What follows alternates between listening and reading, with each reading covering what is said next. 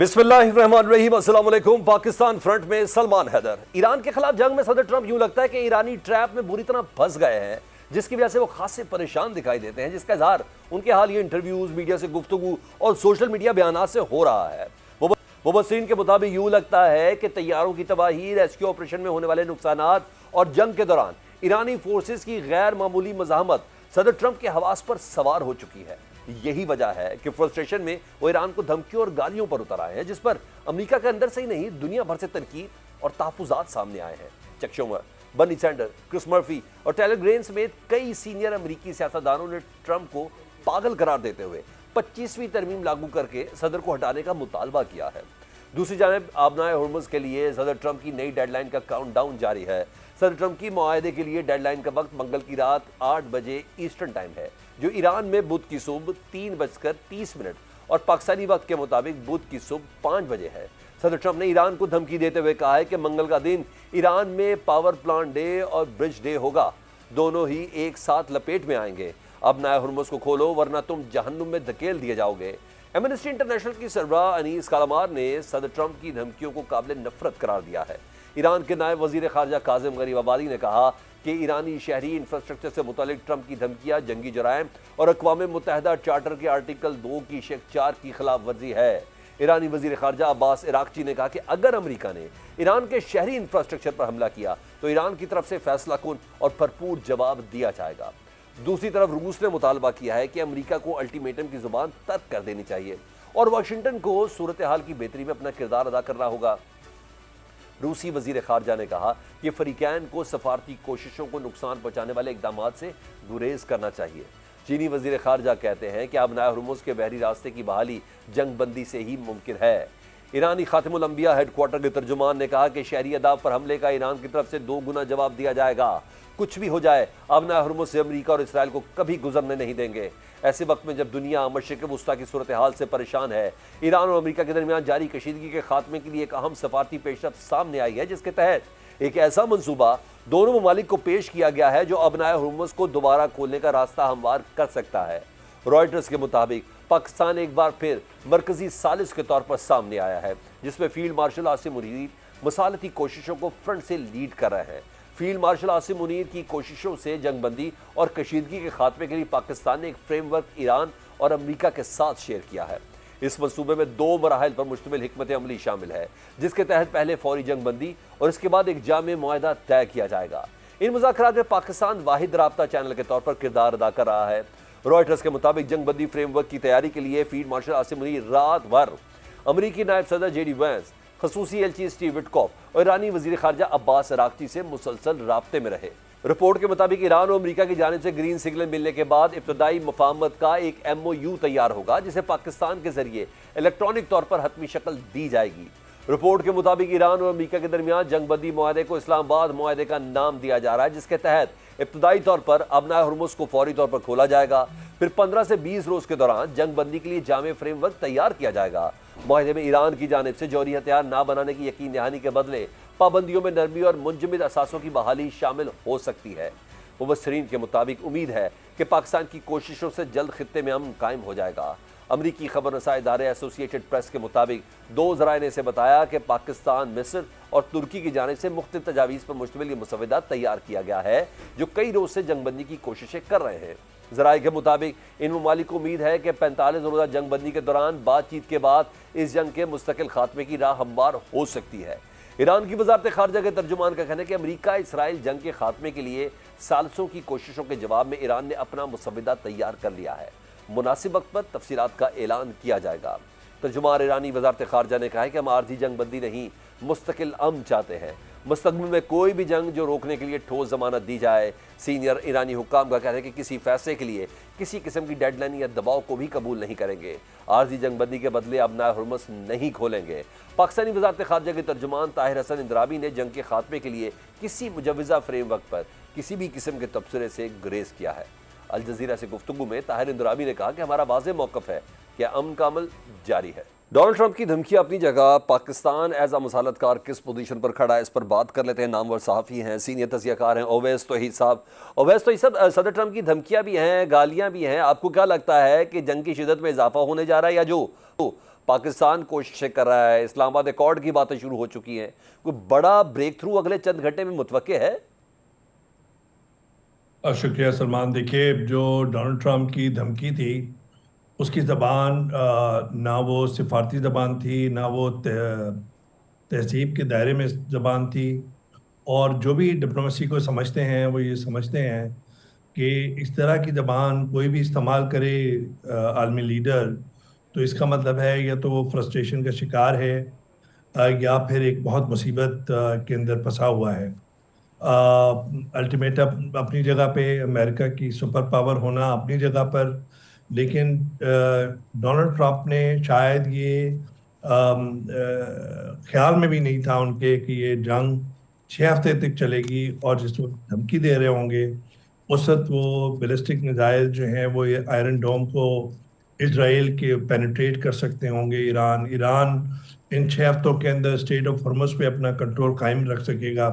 ایران جو ballistic missiles ہیں وہ یو ایس بیسز جو ہیں گلف ریجن کے اندر، ان کو ہٹ کرتے رہیں گے، ان کو بلائنڈ کر دیں گے، ان کو ناکارہ بنا دیں گے، اور گلوبل اکانومی یا گلوبل جو وار کی جو گلوبل کاسٹ ہے اس کو اتنا بڑھا دیں گے جس کی شدت اور حدت ڈونلڈ ٹرمپ اور امریکہ اس کو محسوس کریں گے۔ خود ڈونلڈ ٹرمپ جو ہے ان کی اپنی کانسٹیٹیوشن میں سوال ہو رہے ہیں سلمان، کہ آپ تو کہہ رہے تھے کہ غیر ملکی جنگیں نہیں لڑیں گے، آپ تو کہہ رہے تھے امریکہ کو گریٹ پھر سے بنائیں گے، تو یہ امریکہ فرسٹ ہے یا اسرائیل فرسٹ ہے؟ یہ اسرائیل کی وار ہے یا امریکہ کی وار ہے؟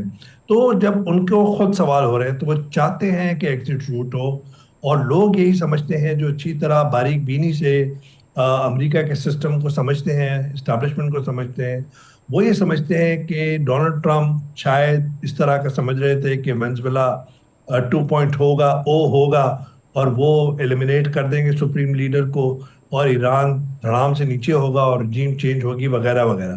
جہاں تک آپ کے سوال کا تعلق ہے سلمان، جس وقت یہ جنگ جاری ہے اسی دوران بہت ہی ہیکٹک ڈپلومیٹک ایفرٹ جو ہے وہ جاری ہیں، اور جس کو لیڈ کر رہا ہے اسلام آباد، پاکستان، جس میں ملٹری ڈپلومیسی کا ایک اپنا بہت بڑا حصہ ہے، جس کو خود اس پوری جنگ کے دوران لیڈ کیا ہے ہمارے field marshal general Asim Munir صاحب نے، جن کے ذاتی اور پروفیشنل تعلق ہیں، ایک بہت رسپیکٹ کا تعلق ہے ڈونلڈ ٹرمپ کے ساتھ، اور خود ایران کے اندر، سعودی عرب کے اندر انہوں نے اپنی سروس وہاں پہ کی ہوئی ہے، خود محمد بن سلمان کے ساتھ ان کے بہت اچھے تعلقات ہیں، اور دوسری طرف ہماری سیونین لیڈرشپ جس میں شہباز شریف، اسحاق ڈار صاحب ہیں، وہ اپنی کوششوں میں مصروف ہیں۔ اور اس وقت پوری دنیا کے اندر اسلام آباد کا نام اس طرح نہیں لیا جا رہا کہ وہ کوئی کہ جی آپ ڈو مور، آپ تو سلمان اس وقت جرنلزم میں تھے، یاد نہیں ہے آپ کو وار اینڈ ٹیرر کے اندر کہ جی یہ ہمیں دھوکہ دے رہے ہیں، یہ کہیں ٹیررزم کو اسپانسر کرتے ہیں، وہ سب امیج جو ہے وہ اب دھل گیا ہے۔ اس وقت جو ہے بہت تاریخ رقم کر دے گا اگر یہ سہولت کاری کام آ جاتی ہے، اور دونوں وارنگ کنٹریز، دونوں جنگ لڑنے والی ممالک ایران اور امریکہ اگر مذاکراتی ٹیبل پہ آ جاتے ہیں، دو ایک لیئرڈ 2 فیزز ایک فارمولا ہے جو ویسا میں اس فارمولے کی طرف آتا ہوں، لیکن اس فارمولے تک پہنچنے کے لیے اس ٹیبل پر آنا ضروری ہے۔ جیسے آپ نے پاکستان کے کردار کی بات کی، اسلام آباد ایکارڈ پر غور ہو رہا ہے، رائٹرز کنفرم کر رہا ہے، آپ کی ساری زندگی انٹرنیشنل میڈیا کے ساتھ رہی ہے، ابنائے ہرمز کو فوری طور پر کھولا جائے، انہی کچھ پوائنٹس میں سے ایک پوائنٹ ہے، اور پھر 15 سے 20 روز کے لیے دوران جنگ بندی کے لیے جامع فریم ورک تیار کیا جائے گا۔ یہ کتنی پریگمیٹک تجویز ہے؟ کیا ایران اس کے لیے تیار ہے؟ دیکھیں، اس کے علاوہ تو کوئی چارہ نہیں ہے کہ دونوں ممالک جو ہے وہ کسی نہ کسی طریقے سے نیگوشیٹنگ ٹیبل پہ آئیں۔ میکسیملسٹ پوزیشنز لی ہیں، آپ کو پتہ ہے پچھلے 1-1.5 ہفتے پہلے بہت میکسیملسٹ پوزیشن لی تھی کہ ایران نیوکلیر فری ہو جائے، ایران بیلسٹک میزائل بھی ختم کر دے، ایران اپنی پراکسیز ان کے بقول امریکہ کے وہ بھی ختم کر دے، ایران یہ چاہتا تھا کہ فوجی اڈے गल्फ के अंदर ख़त्म करिए, बहुत ही मैक्सिमलिस्ट पोजीशन है। लेकिन इस वक्त जब हम बात कर रहे हैं, मेरी ईरान के अंदर कुछ ज़राए से बात हुई है, या अमेरिका के अंदर जो मेरी बातचीत हुई है, या जो मेरी समझ है, ईरान ने कंफर्म किया है कि उनको प्लान रिसीव हुआ है और उन्होंने फॉर्मुलेट किए हैं अपने डिमांड्स। और ईरान ने जो जो मैं पढ़ सका हूँ, जो ज़राए ने बताया है जिन मुतालबात को, उसके अंदर एक लचक है। वो ये कह रहे हैं कि अब नए हॉर्मस को फॉर्मुलेट किया जाए, और उनका मानना यह है कि ये कुदरती और लीगल राइट है उनका और ओमान का, और उन्होंने एक ग्रुप भी बनाया हुआ है ओमान और उन्होंने, कि वो वहां पर उनका कंट्रोल हो, तो वो एक मान रहे हैं। और दूसरा वो ये कह रहे हैं कि कंपनसेशन होना चाहिए, जो वॉर के अंदर जो उनके भारी नुकसान हुआ है पूरे इंफ्रास्ट्रक्चर का, पूरी सिविलियन जो इंफ्रास्ट्रक्चर है उसका, वो है। और लिफ्टिंग ऑफ सैंक्शन 1979 से वो इक़्तिसादी पाबंदियों के में जिंदा रह रही है वो कौम और ईरान, तो ये उनके मेन डिमांड्स हैं। ठीक है। अब जब डोनाल्ड ट्रंप मेरे ख्याल में अब से कुछ देर के बाद बयान अपने देंगे, और जो बैक चैनल डिप्लोमेसी है उसके अंदर स्टीव विटकॉफ, जेडी वांस और जेरेड कुशनर जो ये हैं, पाकिस्तान की तरफ से डायरेक्ट इनडायरेक्ट मैसेजिंग जारी है। अब्बास राक्ची साहब जो फॉरेन मिनिस्टर हैं, उनको मैसेजेस उनके पास जा रहे हैं, आ रहे हैं, तो काफ़ी कुछ पेशरफ्त हुई है। लेकिन एक खतरे के साथ कि अगर ये मुतालबात नहीं मानते, तो पहले आप जो कह रहे हैं निगोशिएटिंग टेबल पे, मेरे ख्याल में इस वक्त जो फार्मूला है वो दो लेयर्स का, वो इस तरह है जो मुझे समझ में आ रहा है सलमान, के पहले तो कंप्लीट सीज फायर होगा, वो 10 रोज का हो, 20 रोज का हो, 30 रोज का हो, 45 रोज का हो, और उसके दौरान ही जो जो डिमांड्स हैं उनके ऊपर बातचीत होगी, और फिर एक फ्रेमवर्क ऑफ अंडरस्टैंडिंग ठीक। एक्चुअली फॉर्मुलेट हो रहा है इस वक्त। तो इस वक्त जब हम बात कर रहे हैं तो एक बहुत मुश्किल है to put the jigsaw puzzle together. Position Iran की स्ट्रांग लग रही है ना, मुज़ाकरात करने नहीं करने ये ईरान ने डिसाइड करना है, वो मुतादाद पर अमल करना है नहीं करना है वो ये भी ईरान ने डिसाइड करना है। जैसे कि आपने भी खबर दी है, भी थोड़ी देर पहले वजारत खारजा की तरफ से भी आया कि हमें मिल गया वो फार्मूला या मुसविदा, और हमने अपना जवाब भी तैयार किया, लेकिन वक्त पड़ने पर आगे देंगे। लेकिन इसके पैरेलल दूसरी चीज़ें भी ना, पाकिस्तान की अमन की कोशिश अपनी जगह पर हों सर। इसी दौरान इसराइल ने ट्रंप की डेडलाइन से पहले ईरान के पेट्रोकेमिकल कॉम्प्लेक्स पर हमला किया, अभी यूनिवर्सिटी पर हमला किया, ये सारा इंफ्रास्ट्रक्चर ही है ना। तो सर गारंटी भी तो कोई रिक्वायर्ड है ना, कौन देगा इसराइल की गारंटी? ईरान कोई ना कोई सुपर पावर ही आके देगा, पाकिस्तान की गारंटी कितना मैटर करेगी? नहीं, देखिए, पाकिस्तान तो ये अपना सालिसी का कोई वो भी नहीं करे, ये तो कह रहे हैं हम सहूलत कारी कर रहे हैं, एक फ्रेम ऑफ अंडरस्टैंडिंग बना रहे हैं, और आपको निगोशिएटिंग टेबल पे लाने का जो पूरा पैसेज है वो आपको एक डिप्लोमेटिक एफर्ट से वो फैसिलिटेट करके दे रहे थे। तो की फैसिलिटेटर और with a unique positioning of Pakistan वो ये कर रहे हैं। अब बात करती है कि गुज़िश्ता जब स्टॉल हुए मुज़ाकरात तो उसमें था गारंटी का, और इस वक्त भी गारंटी मांग रहे हैं। ईरान ये चाहता है कि उनके खिलाफ, उनके साथ दगा ना हो, उनके साथ बिट्रेल ना हो। वो ये कहते हैं कि भाई अब निगोशिएटिंग टेबल पे आ जाएंगे। तो पिछली 2 दफा जब न्यूक्लियर टॉक्स पे हम बैठे हुए थे निगोशिएटिंग टेबल पे, उस वक्त ही तो आप हम पे अटैक कर रहे थे, तो हमारे जो मुज़ाकरात कार थे वो आपके साथ बात कर रहे थे, ब्रेक थ्रू होने की बातें हो रही थी, और आप अब हम पे अगले रोज अटैक कर रहे थे। तो ये दोबारा नहीं हो सकता। They are fighting it as a decisive battle. They have lost their supreme leader. They cannot compromise on their sovereignty. एक सिविलाइजेशनल स्टेट है ईरान, हजारों साल की सिविलाइजेशन है, और वो इक्तिसादी पाबंदियों के बावजूद जिंदा रहना जानते हैं। लेकिन ये जरूर है सलमान कि वहां भी एक एहसास है कि जैसे जैसे आगे वक्त गुजरता जाएगा वो ग्लोबल इकोनॉमी को इम्पैक्ट करता रहेगा, चोक करता रहेगा। गल्फ कंट्रीज की इकोनॉमी वैसे ही एक तरह से चोक हुई हुई है, प्रोडक्टिविटी चोक हुई हुई है। अलावा सऊदी अरब रेड सी के थ्रू अपनी तरसील कर रहा है ऑयल की। तो उसके दौरान फिर दूसरे ममालिक जो हैं वो कहीं ईरान के खिलाफ उनके जज्बात ना हो जाए, क्योंकि everyone in the world is feeling the heat or going to feel the heat in the future. Certainly. मुझे ये लगता है कि ईरान मज़ाकरात पे से इनकारी नहीं हो रहा, लेकिन वो ये कह रहे हैं कि हमें गारंटी भी चाहिए, ठीक। और वो गारंटी जो है वो चाइना के अलावा मुझे तो और दूसरा समझ में नहीं आता। यही मैं कहना चाह रहा था कि एक अदर सुपर पावर रिक्वायर्ड है जो गारंटी का, जिसका मुंदरजात भी ऐसे हो कि जो कहे कि अगर अब दोबारा हमला हुआ तो हम ईरान के हम रिकाब होकर ये जंग लड़ेंगे। तो इसी तरह के एक शॉर्ट चाहिए। मेरा लास्ट क्वेश्चन है सर, अगर अमेरिका बिलफर्ज बहाल ईरान के सिविलियन स्ट्रक्चर पर हमला करता है या एनर्जी सेक्टर वगैरह पर हमला करता है, तो इस सूरत में इस जंग के फैलने का कितना इम्कान है, ये मुझे ज़रा बताइएगा। क्या दीगर ममालिक इसमें फ्रीक बन सकते हैं? साल्सों के पास क्या ऑप्शन बचेगी? मुझे ज़रा प्लीज़ इसको ज़रा क्विकली एलाबरेट कर दें। मुझे लगता है कि आने वाले दिनों में एक तीसरी जंग अजीम होना मुझे नहीं लगता। मुझे लगता है कि आहिस्ता आहिस्ता बतदरीज ये मामला नेगोशिएटिंग टेबल पे आएगा, लेकिन उस वक्त एक स्पॉइलर है, वो स्पॉइलर है इजराइल।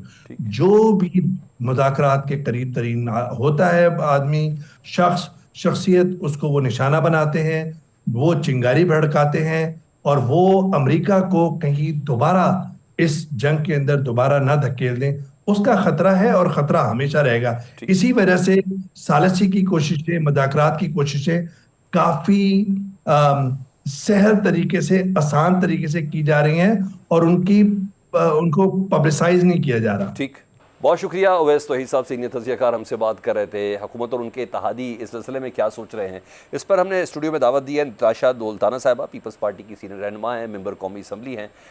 नताशा साहिबा, मशरिक़ वस्ता में जारी कशीदगी के फैलने के खदशे का इजहार किया जा रहा है। सदर ट्रंप साहब ईरान को बार बार अल्टीमेटम दे रहे हैं, मगर इस दौरान इस्लामाबाद एकॉर्ड की भी बातें हो रही हैं। आपको लगता है खित्ते में उनकी जो कोशिशें हैं ये कामयाब होगी या जंग की इंटेंसिटी में इजाफा होने जा रहा है? देखिए, पाकिस्तान इस वक्त बहुत मुश्किल हालात से गुज़र रहा है और किसी किस्म की गारंटी देना इस वक्त बहुत मुश्किल है। आपने जैसे देखा है कि सदर ट्रंप जो हैं, उनकी जिस तरीके से नेचर है, वो आज एक बात करते हैं और कल कोई और बात करते हैं। तो एक उनकी गारंटी देना बहुत मुश्किल है। उसके अलावा ईरान जो है वो हमारे भाई हैं वहाँ पर, और उनके साथ जिस तरीके के साथ ये ज़्यादती हो रही है, इसको मद्देनज़र रखते हुए पाकिस्तान जो है बहुत एक डिसीजन मेकिंग जो है उसको अच्छी करने की ज़रूरत है। मैं ये कहती चलूँ कि हुकूमत जो है, जो इक़दामात अभी हुकूमत ने उठाए हैं, ये बहुत खुश आइंद हैं और पाकिस्तान का नाम जो है वो हर कंट्री के ज़बान पर है और ख़ासकर इंडिया जो है इस वक्त उसको बहुत तकलीफ़ हो रही है कि पाकिस्तान जो है इतना अच्छा एक मीडिएशन का जो रोल है वो प्ले कर रहा है। मेरी उम्मीद ये है और मैं होप करती हूँ कि पाकिस्तान जो है इसमें कामयाब हो जाए, बिकॉज़ ये इतनी एक डेंजरस किस्म की सिचुएशन है कि हम किसी को नाराज़ नहीं कर सकते, बट अल्लाह ताला हमारी इमदाद कर रहा है और हमें दोनों साइड्स को मुतमिन करना है। And this is not just for the betterment of Pakistan, but it is for the betterment of the entire reason.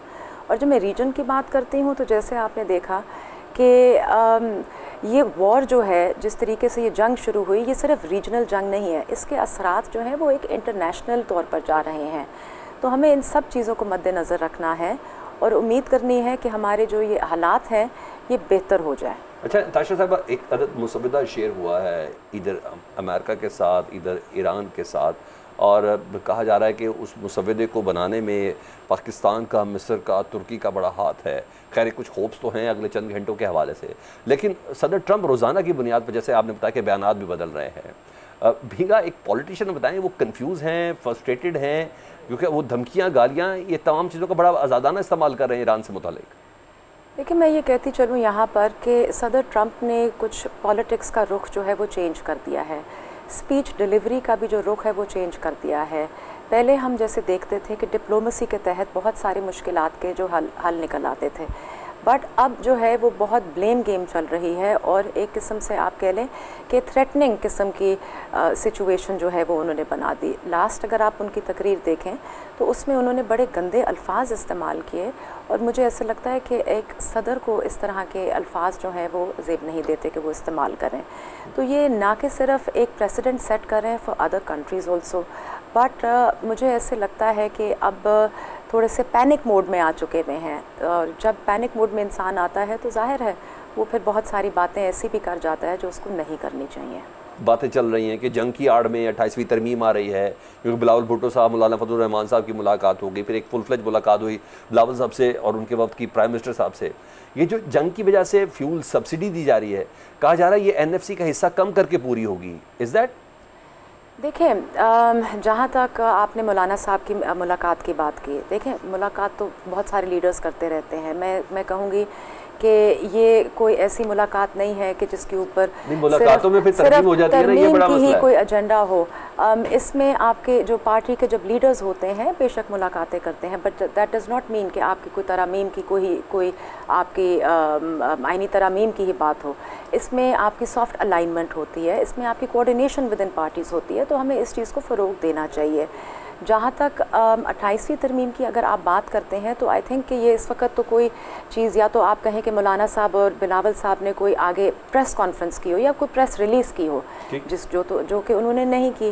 بہت شکریہ. دانا پیپلز پارٹی کی رہنما ہے، ممبر قومی اسمبلی، ہم سے بات کر رہے تھے. پاکستان فرنٹ اس بریک کے بعد. Welcome back. جنگ بندی اور مصالحتی کوششوں کے دوران عسکری محاذ پوری طریقے سے گرم ہے. امریکہ اور اسرائیل کے ایران پر شدید حملے جاری ہیں. تہران سمیت مختلف شہروں میں رات بھر بمباری کے نتیجے میں 6 بچوں سمیت 24 افراد شہید اور درجنوں زخمی ہو گئے. شہید ہونے والوں میں ایرانی پاسداران انقلاب کے انٹیلیجنس سربراہ میجر جنرل مجید خادمی بھی شامل ہے. اسرائیلی اور امریکی حملوں میں تعلیمی اداروں، مساجد اور رہائشی علاقوں کو بھی شدید نقصان پہنچا ہے. رپورٹس کے مطابق تہران کے مشرقی، جنوبی اور مغربی علاقوں میں شدید فضائی حملے کیے گئے. حملوں میں معروف ادارے Sharif university of technology, Tehran university کو بھی نشانہ بنایا گیا، جہاں عمارتوں، مسجد اور قریبی گیس اسٹیشنز کو نقصان پہنچنے کی اطلاعات ہیں. ذرائع کے مطابق گزشتہ چند ہفتوں کے دوران یہ چوتھی بڑی یونیورسٹی ہے جسے نشانہ بنایا گیا ہے، جبکہ جنگ کے آغاز سے اب تک درجنوں مساجد، اسکولز اور تعلیمی اداروں پر حملے رپورٹ ہو چکے ہیں. تہران کے علاوہ بوشہر، خرج، شیراز اور اصفہان میں بھی حملوں کی اطلاعات ہیں، جہاں انفراسٹرکچر کو شدید نقصان پہنچا ہے.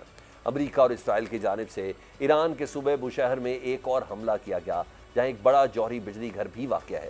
اس علاقے میں مسلسل حملوں کے باعث نہ صرف مقامی بلکہ علاقائی سطح پر بھی شدید تشویش پائی جا رہی ہے کہ کہیں چرنوبل پلانٹ جیسا کوئی بڑا سانحہ جنم نہ لے. پاسداران انقلاب متحدہ عرب امارات میں ایک حملے میں 25 امریکی فوجیوں کو ہلاک کرنے کا دعویٰ بھی کر رہے ہیں. پاسداران انقلاب کے مطابق متحدہ عرب امارات کے جبل علی بندرگاہ کے چینل میں موجود کنگ ڈاؤ سٹار نامی ایک اسرائیلی جہاز کو قدر نیول کروز میزائل سے نشانہ بنایا گیا ہے، جس کے بعد جہاز میں آگ لگنے سے اس پہ موجود 25 امریکی فوجی ہلاک اور زخمی ہوئے ہیں. اسرائیلی شہر حیفا میں میزائل حملے میں 7 منزلہ عمارت زمین بوس ہو گئی.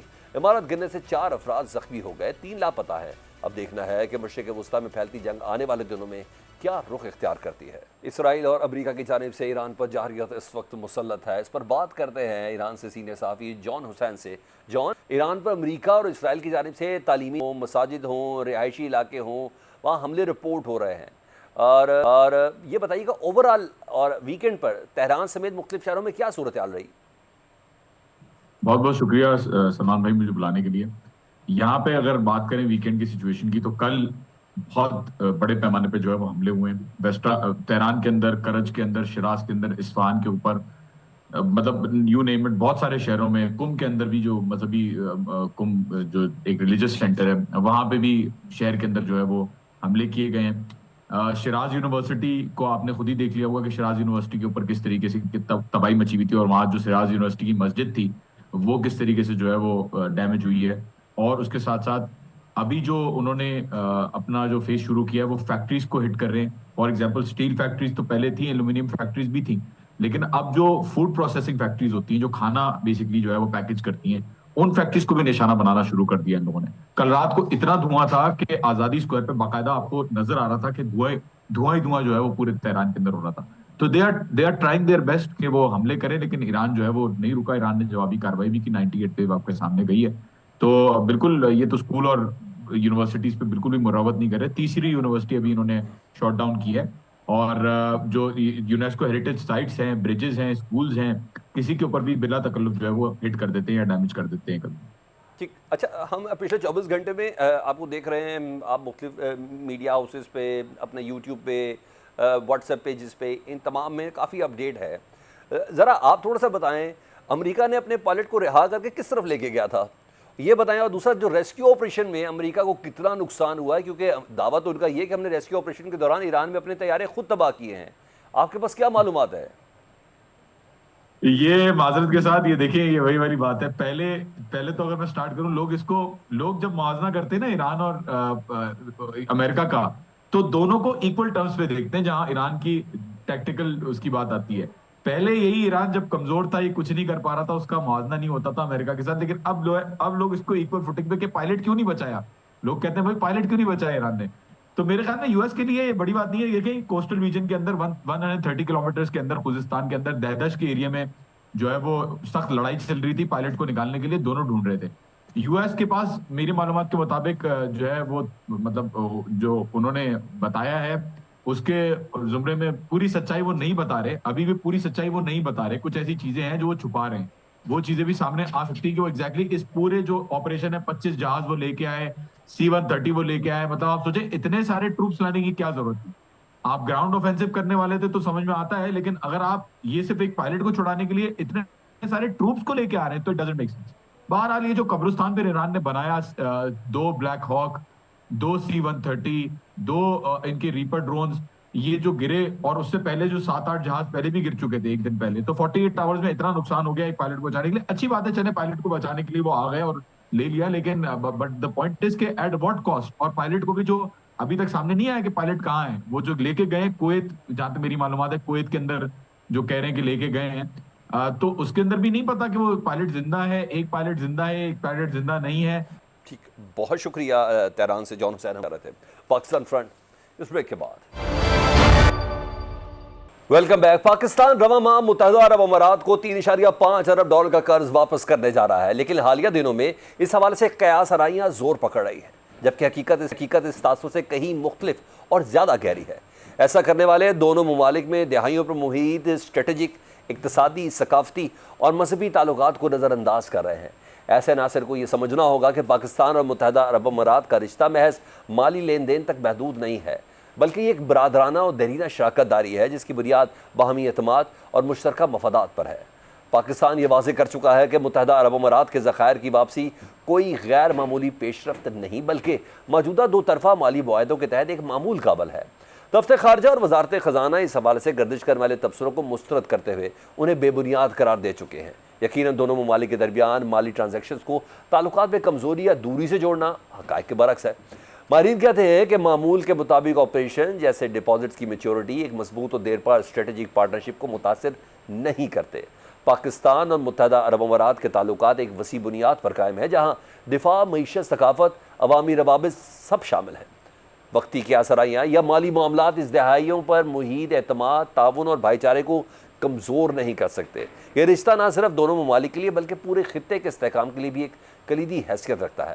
اگر اب تاریخ پر نظر ڈالیں تو پاکستان نے متحدہ عرب امارات کی مسلح افواج کی ترقی میں کلیدی کردار ادا کیا, جہاں پاکستانی فوجی ماہرین نے تربیت, کمانڈو یونٹس کی تشکیل اور دفاعی صلاحیت بڑھانے میں اہم خدمات انجام دیں. یہ دفاعی تعاون دونوں ممالک کے درمیان اعتماد کی ایک مضبوط مثال ہے جو وقت کے ساتھ مزید مستحکم ہی ہوا ہے. حقیقت یہ ہے کہ معاشی تعاون کے حوالے سے بھی پاکستان اور UAE مسلسل آگے بڑھ رہے ہیں. 2024 میں $3 ارب سے زائد کے سرمایہ کاری معاہدے, جبکہ 2025 اور 26 میں اعلیٰ سطحی ملاقاتیں اس بات کی واضح علامت ہے کہ یہ شراکت داری نہ صرف برقرار ہے بلکہ مزید وسعت اختیار کر رہی ہے. تجارت, توانائی, سرمایہ کاری اور علاقائی استحکام کے شعبوں میں تعاون دونوں ممالک کے مشترکہ مستقبل کی عکاسی کرتا ہے. دوسری جانب متحدہ عرب امارات میں مقیم تقریباً 16 لاکھ پاکستانی نہ صرف وہاں کی دوسری بڑی تارکین وطن کمیونٹی ہیں بلکہ وہ دونوں ممالک کے درمیان ایک مضبوط سماجی اور اقتصادی پل کا کردار بھی ادا کرتے ہیں. پاکستانی محنت کشوں, انجینئرز اور پیشہ ورانہ افراد نے متحدہ عرب امارات کی ترقی میں بنیادی کردار ادا کیا ہے, چاہے وہ انفراسٹرکچر ہو, بندرگاہیں ہوں, سڑکیں ہوں یا جدید شہری سہولیات. متحدہ عرب امارات ہزاروں پاکستانیوں کے لیے دوسرا گھر بن چکا ہے. سیاحت, کاروبار اور خاندانی روابط بھی اس بات کا ثبوت ہے کہ تعلق صرف ریاستی سطح تک محدود نہیں بلکہ عوامی سطح پر بھی مضبوط ہے. مذہبی اور ثقافتی رشتے بھی اس تعلق کو مزید گہرا کرتے ہیں. مشترکہ اسلامی ورثہ, روایات اور ثقافتی تبادلے دونوں معاشروں کو قریب لاتے ہیں. اس اہم معاملے پر بات کر لیتے ہیں سابق سفیر جوہر سلیم صاحب سے. جوہر صاحب, پاکستان نے UAE کو $3.5 ارب واپس کرنے کا فیصلہ جو کیا اور اسی ماہ اس کی ادائیگی بھی ہو جائے گی, مختلف قیاس آرائیاں ہیں, ذرا اس کو تھوڑا ایڈریس کر دیں کہ واقعی تعلقات میں کسی تبدیلی کی نشاندہی کرتی ہے یا معمول کا ایک مالی عمل ہے؟ جی بالکل, اس کو میرے خیال ہے میں نے دیکھی بہت سی خبریں اس پہ, وہ کوئی اس کو ذرا غلط رنگ دیا جا رہا ہے. अब देखिए हमें ये याद रखना चाहिए कि है क्या ये पाकिस्तान ने इनसे मांगे थे एक टाइम पे बल्कि मुख्तलिफ औकात में ये रकम मांगी गई थी 1 बिलियन किसी वक्त फिर 2 बिलियन किसी वक्त इस तरह से तो इकट्ठे होकर अब 3.5 बिलियन हो गए ये किस लिए थे कि जो हमारे रिजर्व्स हैं उनको बोल्स्टर करने के लिए तो ये किस्म के पार्क थे और हम ज़ाहिर इस पे इंटरेस्ट पे कर रहे थे 6%। अब जो है कि यूएई जो है वो इसको एक्सटेंड कर रहा था अभी रिसेंटली जब यूएई को कहा गया तो बिल्कुल उस वक्त भी उन्होंने कहा कि ठीक है हम एक्सटेंड करते हैं लेकिन वो एक्सटेंड करना चाह रहे थे अब 1 महीने के लिए या 2 महीने के लिए और फिर इसी तरह से आगे तो पाकिस्तान के पास इस वक्त इस चीज की फिस्कल स्पेस है इस वक्त हमारे रिजर्व्स देखें पहले से कितने ज्यादा हो गए हैं तो पाकिस्तान ने ये मुनासिब समझा कि बजाय इसके कि ये अब 1-2 महीने की इसको एक्सटेंशन दी जाए तो इसको जो ये डेट रिटायर कर देते हैं और देखें वैसे भी जिस तरह मैंने कहा 6% इस पे इंटरेस्ट हम पे कर रहे थे पाकिस्तान तो 6% इंटरेस्ट डॉलर्स पे बहुत होता है तो पाकिस्तान तो जाहिर है कि अपना चाहिए ही चाहेगा कि हम जितना अपनी डेट सर्विसिंग कम हो उतनी कम करें तो इसलिए ये कोई ऐसी चंपे की बात नहीं है मेरे ख्याल मामूल की बात है। अच्छा जौहर साहब मगर हर चीज़ की कोई वजह भी तो होती है ना 16 लाख से ज़ायद पाकिस्तानियों का दूसरा घर है ये जो पाक यूएई ताल्लुकात से मतलब जो प्रोपेगेंडा हुआ इसकी क्या वजह हो सकती है? अब देखिए मीडिया में तो बहुत सी ऐसी चीजें आना शुरू हो जाती और जो प्रोपेगेंडा आप देखें कहाँ होता है प्रोपेगेंडा ज्यादा सोशल मीडिया पे होता है। अब सोशल मीडिया पे तो हम ऐसी चीजें देखते हैं कि जो है उस पर हैरानगी होती है। ठीक देखिए पाकिस्तान यूएई के रिलेशंस जो हैं वो बरादराना ताल्लुकात हैं बहुत ही लॉन्ग स्टैंडिंग है। पाकिस्तान ने तो यूएई के जिस जमाने में वहां पे कोई बैंकिंग उस तरह की नहीं थी पाकिस्तानी बैंक्स काम करते थे उनकी एयरफोर्स बनाने में पाकिस्तान ने मदद दी। एमिरेट्स एयरलाइंस जो है आपको पता है कि ये पाकिस्तान ने बनाई थी पीआईए ने तो एक पूरी तारीख है इन ताल्लुकात की। और फिर आपने जिस तरह सही कहा देखिए 1.7 मिलियन 17 लाख पाकिस्तानी वहां पे आबाद है तीसरी बड़ी जब शायद दूसरी बड़ी जो वो है एक्सपेट्रिएट कम्युनिटी है वहां पे इंडियंस के बाद तो इसलिए उसको मेरे ख्याल और फिर हमें चाहिए भी कि इस किस्म के देखिए इंटरनेशनल रिलेशंस में जो इस तरह के हम मुल्कों के साथ ताल्लुकात होते हैं वो कोई ऐसी चीज नहीं होती कि उसको आप जो है ना लाइक होता है ना जिस तरह आप उसको। अच्छा जौहर सलीम साहब जरा थोड़ा सा आपकी मौजूदगी का फायदा भी उठाए ना पाकिस्तान यूएई के ताल्लुकात को सिर्फ माली लेन देन तक महदूद समझना कहाँ दुरुस्त होगा और असल स्ट्रेटजी की अहमियत क्या है यूएई और पाकिस्तान के रिलेशंस की? देखिए स्ट्रेटेजिक ताल्लुकात में क्या चीजें होती हैं सबसे पहले तो जो है आपके एक तो आपके जो है ना पॉलिटिकली आपके आपस में जो है ना बायलैटरल लेवल पे कितनी फ्रीक्वेंट आपकी जो है ना मुलाकातें हैं इंटरेक्शन कितना फ्रीक्वेंट है। अब आप देखें पाकिस्तान यूएई का जो टॉप लेवल पे जो है ना इंटरेक्शन अगर हम हाई लेवल एक्सचेंजेस देखें तो बहुत ही ज्यादा है। फिर देखें इंटरनेशनल फोरम में कॉपरेशन ले लें फिर उसके बाद इकोनॉमिक रिलेशंस पे अगर आ जाए उसकी बात करें जो कि आजकल के दौर में बहुत ज्यादा वो भी अहम होते हैं। वो भी पाकिस्तान की जो ट्रेड यूएई के साथ है वो हमारी दुनिया में जो सबसे बड़ी ट्रेड्स हैं उसमें आती है बायलैटरल ट्रेड्स। तो इसी तरह बाकी मामलात में भी जो है हमारा बहुत से शोबों में ताउन जो है वो मिसाली रहा है। अभी देखिए अभी कुछ अर्सा पहले ही पाकिस्तान और यूएई ने साइन किया है exemption of visas for holders of official and diplomatic passports. तो ये मसला जो है खासे अरसे से ये मसला जो है जो इस पे नेगोशिएशन जारी थी तो अभी कुछ अर्सा पहले साइन हुआ है। तो इसलिए जो है मेरा ख्याल है कि वो इन ताल्लुकात को अच्छा फिर देखें मुल्कों के ताल्लुकात में ये तो नहीं होता कि आपने हर मामले में ही आप हर चीज को एक तरह से देखते हैं मतलब उसमें तो मुख्तलिफ जाविये हो सकते हैं लेकिन मुख्तलिफ जाविये तो उसका मतलब है मुख्तलिफ जाविये तो दोस्तों के बीच में भी होते हैं भाइयों के बीच में भी हो सकते हैं। सो उसको जो है मैं समझता हूँ कि उस पे इस किस्म की जो स्पेकुलेशन है ना ठीक है। अच्छा जौहर साहब थोड़ा फोर्स ही कर रहे हैं ईरान जंग के बायस खिते में नई सफ़बंदियाँ हो रही है आपके ख्याल में मुस्तकबिल में पाकिस्तान और यूएई के दरमियान स्ट्रेटेजिक पार्टनरशिप के कौन से ऐसे शोबे हैं जो मजीद मजबूत हो सकते हैं खासतौर पर मौजूदा अगर इलाकाई हालात के तनाजुर में देखें तो? देखिए मैं ये समझता हूँ कि इस वक्त जो गल्फ कंट्रीज में इस वॉर में उन्होंने क्या देखा उन्होंने देखा कि जी ईरान की तरफ से जब उन पे अटैक्स हुए तो जाहिर है कि वो मिसाइल्स वहाँ पे एंटी मिसाइल सिस्टम्स थे सब कुछ था लेकिन उसके बावजूद उनको नुकसान तो पहुंचा। तो वो अब जो है ना उनमें से बहुत से मुल्क ये कोशिश करेंगे कि उनकी डिफेंस जो है ना उनकी डिफेंस जो है मल्टी लेयर्ड हो सिर्फ वो एक जो है ना वन जो है ना यूनिप्रॉन्ग ना हो कि एक ही तो टोटल रिलायंस हो एक ही मुल्क पे। मैं आपको ये बता रहा हूँ कि उनके अड्डे जो है ना अमेरिकन बेसिस वो कहीं नहीं जाएंगे, वो इसी खत्ते में रहेंगे।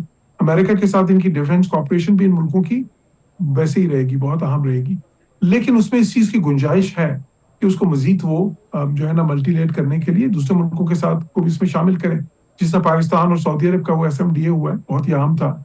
इसी तरह ये आगे मुमकिन है आने वाले दिनों में कि कोई एक ऐसा फ्रेमवर्क बने रीजनल जिसमें ये GCC कंट्रीज हों, पाकिस्तान हो और भी कुछ मुल्क हो सकते हैं, वो आपस में दिफाई ताउन करें, स्ट्रेटेजिक कॉपरेशन मजीद बढ़ाएं, इंटेलिजेंस कॉपरेशन मजीद बढ़ाएं, security cooperation on the whole ज्यादा बढ़ाएं। उसकी बहुत गुंजाइश मौजूद है। ठीक, बहुत शुक्रिया साबिक सफ़ी जौहर सलीम साहब हमसे बात कर रहे थे। पाकिस्तान फ्रंट से सलमान हैदर को इजाज़त, अल्लाह हाफिज़।